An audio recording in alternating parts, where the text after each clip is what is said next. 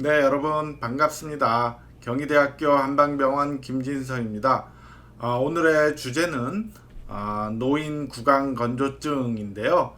주변에서 어르신들이 입이 마르다고 불편해하시는 분들을 자주 대하게 되는데요.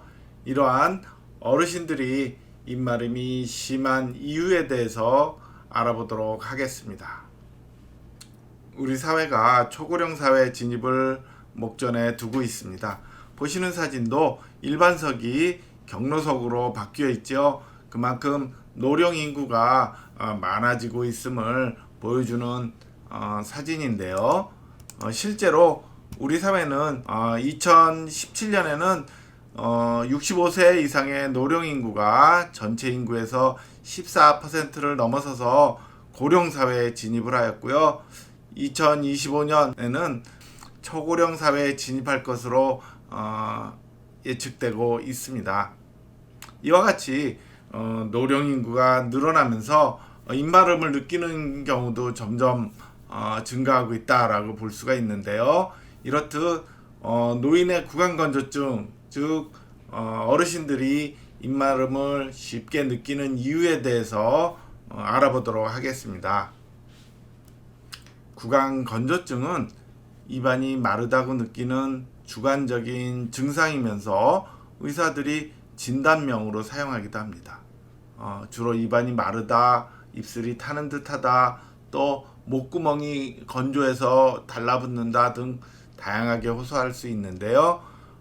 실제로 우리 입안을 촉촉이 적셔주는 침샘 기능이 저하돼서, 즉 타액 분비가 저하돼서 나타나는 경우가 대부분이지만, 경우에 따라서 타액 분비는 정상인데도 입이 마르다고 느낄 수가 있어요. 그래서 구강건조증은 환자가 느끼는 주관적인 증상이다라고 볼 수가 있는 거고요. 이와 반면에 침 분비가 저하되어 있는데도 구강건조증, 즉 입마름을 느끼지 못하는 경우도 있어서 이와 관련된 올바른 이해가 필요하고요. 이를 바탕으로 해서 어르신들이 구강건조증을 심하게 느끼는 이유에 대해서 몇 가지 이유에 대해서 알아보도록 하겠습니다. 앞서 말씀드린 것처럼 구강건조증은 입안이 마르다고 느끼는 주관적인 증상이다 라고 하였는데요. 실제로 타액의 흐름이 감소되어서 쭉 침이 만들어지는 기능이 망가지건 또 흘러나오는 게 방해를 받아서 입안에 침의 분비량이 줄어들어서 느끼는 게 대표적이겠고요. 그 외에도 침이 생화학적인 구성이 변경돼서 예를 들어 침이 끈적끈적하게 나오거나 한 양상으로 인해서 발생할 수가 있어요.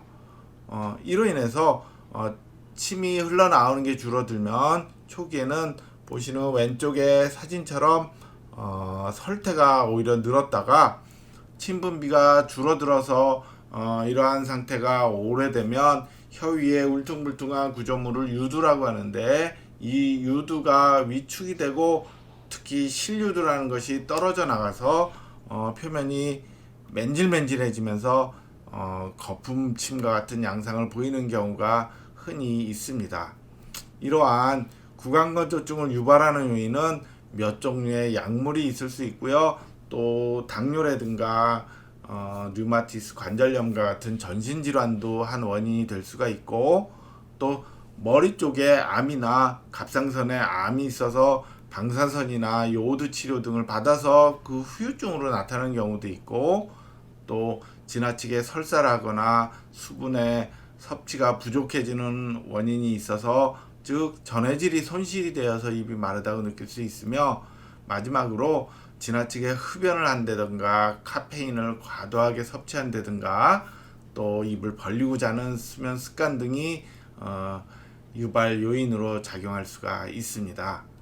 이 가운데 특히 어르신들이 입마름이 심해지는 이유는 몇 가지로 볼 수가 있는데요. 어르신 입마름이 심한 이유 첫째는요, 어르신들이 타액선 기능이 저하되어 있다라고 볼 수 있어요. 이와 관련해서 제가 물음표를 달아놓은 이유는 노인 인구도 침 분비가 침샘 기능이 저하되지 않는다는 연구 결과도 있긴 한데, 대체로 전신적인 기능이 저하되면서 침샘 기능도 같이 약해질 수 있다라고 볼 수 있습니다. 둘째는 구강 건조를 유발하는 약물을 많이 먹는 경향을 보이기 때문이에요. 예를 들어서 나이가 들면서 잠이 줄어드니까 수면제나 또 안정제 등을 많이 먹게 되는데 이러한 약물들이 침 분비를 줄어들게 만들고요. 또 어르신들이 고독감을 느끼고 우울함을 느끼기 때문에 이와 관련해서 쓰이는 항우울제들, 또 고혈압약 가운데 이뇨제가 포함되어 있는 고혈압약들이 침 분비를 주로 방해할 수 있고요. 또 소변이 잘 안 나오는 남성들의 경우는 전립선 비대증과 관련돼서 약물을 먹을 수가 있는데 이와 관련해서 침분비가 방해를 받을 수 있고요. 또 호흡기 기능이 약해지고 해서 입안에 뿌리는 흡입제를 사용하는 경우에는 더욱더 입마름이 심해질 수 있습니다. 셋째는 구강 건조를 유발하는 전신 질환이 있을 가능성이 높기 때문인데요.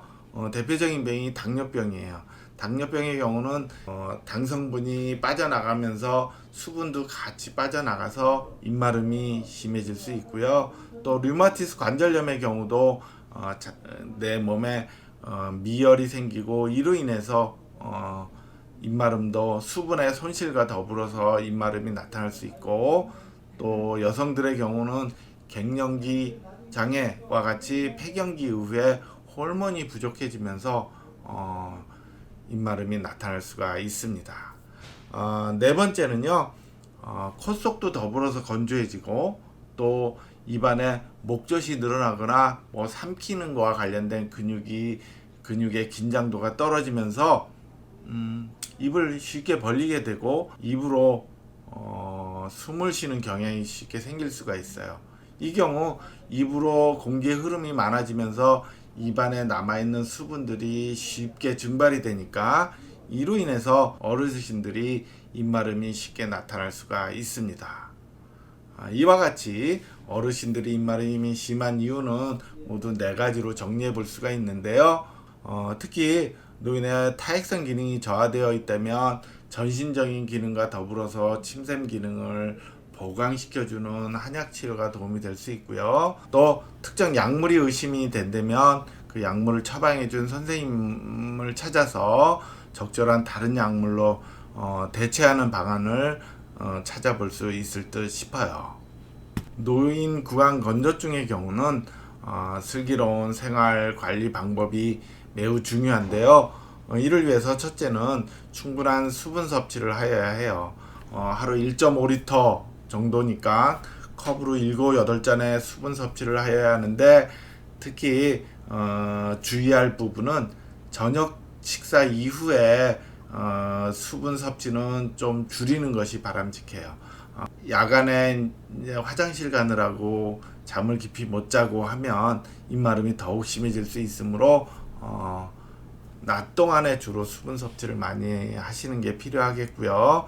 또 침샘 분비를 촉진해 주기 위한 고치법이나 구강 체조와 같은 몇 가지 생활 관리도 가볍게 사용해 볼 수 있을 듯 싶고요. 또 껌을 씹는 경우에는 특히 주의해서 오전 오후 나누어서 한 15분 정도 짧게 씹어서 턱관절에 무리가 가지 않도록 주의하는 것이 필요하고요.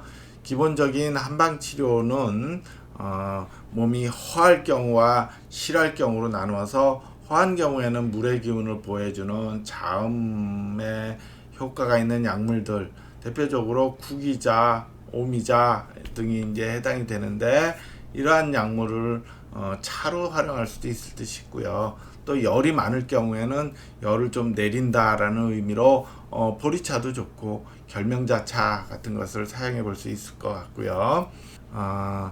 이렇듯 특히 어르신들의 경우는 한약을 활용할 때 있어서 기본적으로 음허하다, 그래서 몸을 촉촉이 적셔주는 음액이 부족한 상태이면 틀림이 없는데, 특히 주의해야 할 부분은 비위도 같이 허약한 상황이라서